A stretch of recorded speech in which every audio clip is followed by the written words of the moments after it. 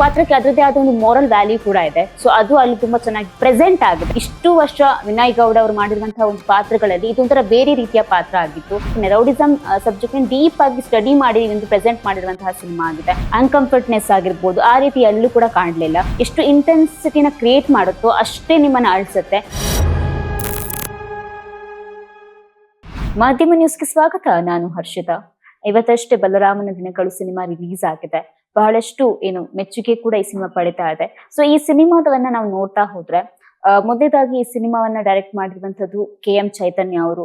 ಈಗಾಗಲೇ ಆ ದಿನಗಳು ಸಿನಿಮಾಗಳ ಮೂಲಕ ಬಹಳಷ್ಟು ಒಳ್ಳೆಯ ಕಂಟೆಂಟ್ ಕೊಟ್ಟಿರುವಂತಹ ವ್ಯಕ್ತಿ, ಆ ಭೂಗತ ಲೋಕದ ಬಗ್ಗೆ ಜನರಿಗೆ ಪರಿಚಯ ಮಾಡಿರುವಂತಹ ವ್ಯಕ್ತಿ. ಸೊ ಅವರದ್ದೇ ಒಂದು ಸಿನಿಮಾ ಆಗಿರುವಂತದ್ದು ಬಲರಾಮನ ದಿನಗಳು. ಇವತ್ತಷ್ಟೇ ಈ ಸಿನಿಮಾ ನೋಡ್ಕೊಂಡು ಬಂದ್ರೆ ಕೆಲವೊಂದು ವಿಚಾರಗಳು ನನಗೆ ಬಹಳಷ್ಟು ಇಷ್ಟ ಆಯ್ತು. ಮೊದಲನೇದಾಗಿ ಈ ಸಿನಿಮಾದ ಕತೆ, ಭೂಗತ ಲೋಕದ ಕಥೆಯನ್ನ ಒಂದು ಕ್ಲಾಸಿಕ್ ವೇ ಅಲ್ಲಿ ಪ್ರೆಸೆಂಟ್ ಮಾಡಿರೋದು. ಅಂದ್ರೆ ನಾರ್ಮಲಿ ನಾವು ಈ ರೌಡಿಗಳ ಕತೆ ಕಂಟೆಂಟ್ ಅಂತ ಇದ್ರೆ ಅಲ್ಲಿ ಜಾಸ್ತಿ ವೈಲೆನ್ಸ್ ನೋಡ್ತೀವಿ, ರಕ್ತ ಪಾತಗಳನ್ನೇ ನೋಡ್ತೀವಿ. ಬಟ್ ಈ ಸಿನಿಮಾದಲ್ಲಿ ಅವ್ರು ತೋರಿಸಿರೋ ರೀತಿಯಲ್ಲಿ ಆ ರೀತಿ ಯಾವುದೇ ಒಂದು ರೀತಿಯ ಅನ್ಕಂಫರ್ಟ್ನೆಸ್ ಆಗಿರ್ಬೋದು, ಆ ರೀತಿ ಎಲ್ಲೂ ಕೂಡ ಕಾಣಲಿಲ್ಲ.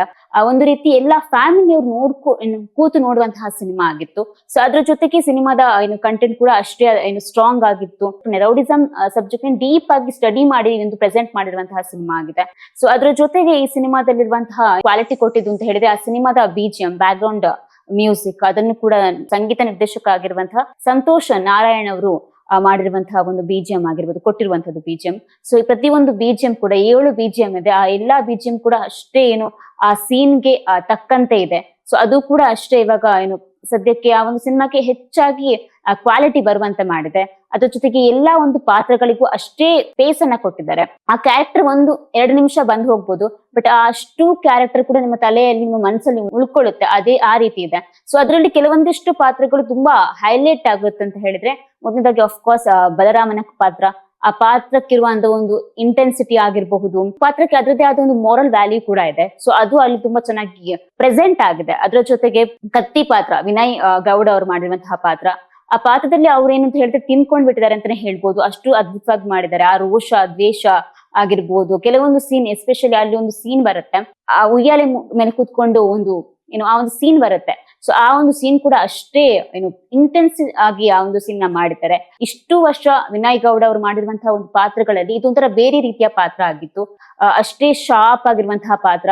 ಸೊ ಅದು ಕೂಡ ಅಷ್ಟು ಚೆನ್ನಾಗಿ ಬಂದಿದೆ. ವಿನಯ್ ಗೌಡ ಅವರಿಗೆ ಒಂಥರ ಈ ಒಂದು ಸಿನಿಮಾ ಬ್ರೇಕ್ ಕೊಟ್ಟಿರುವಂತದ್ದು. ಸೊ ಅದ್ರ ಜೊತೆಗೆ ಪಠಾಣ್ ಅನ್ನೋ ಒಂದು ಪಾತ್ರ. ಈ ಒಂದು ಪಾತ್ರ ಏನು ಅಂತ ಹೇಳಿದ್ರೆ ಎಷ್ಟು ಇಂಟೆನ್ಸಿಟಿನ ಕ್ರಿಯೇಟ್ ಮಾಡುತ್ತೋ ಅಷ್ಟೇ ನಿಮ್ಮನ್ನ ಅಳಿಸುತ್ತೆ. ಸೊ ಯಾಕಂದ್ರೆ ಈ ಒಂದು ಪಾತ್ರನ ಒಂಥರ ಟ್ವಿಸ್ಟ್ ಇದ್ದಾಗೆ. ಪಠಾಣ್ ಅವರು ಅಂದ್ರೆ ಅನಿಲ್ ಸಿದ್ದು ಅವರು ಒಂದ್ ಮಾತು ಹೇಳ್ತಾ ಇದ್ರು ಎಲ್ಲಾ ಕಡೆ ಹೋದಾಗ, ಏನು ಅಂತ ಹೇಳಿದ್ರೆ ನೀವ್ ಈಗೆಲ್ಲ ನಗ್ತಾ ಇದ್ದೀರಾ, ಆದ್ರೆ ಸಿನಿಮಾ ನೋಡಿದಾಗ ನೀವ್ ಅಳ್ತೀರಾ ಅಂತ.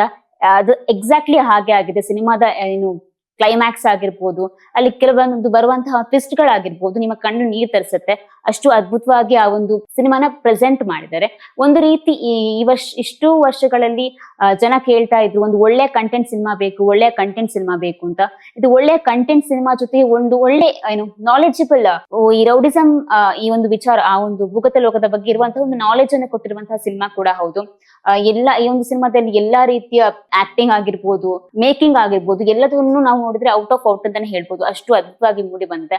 ಸೊ ಸದ್ಯಕ್ಕೆ ಈ ಸಿನಿಮಾ ಎಲ್ಲ ಕಡೆ ಸದ್ದು ಮಾಡ್ತಾ ಇದೆ. ಇದಾಗಿತ್ತು ಈ ಹೊತ್ತಿನ ವಿಶೇಷ. ಇನ್ನು ಹೆಚ್ಚಿನ ಮಾಹಿತಿಗಾಗಿ ನೋಡ್ತಾ ಇರ್ಲಿ ಮಾಧ್ಯಮ ನ್ಯೂಸ್.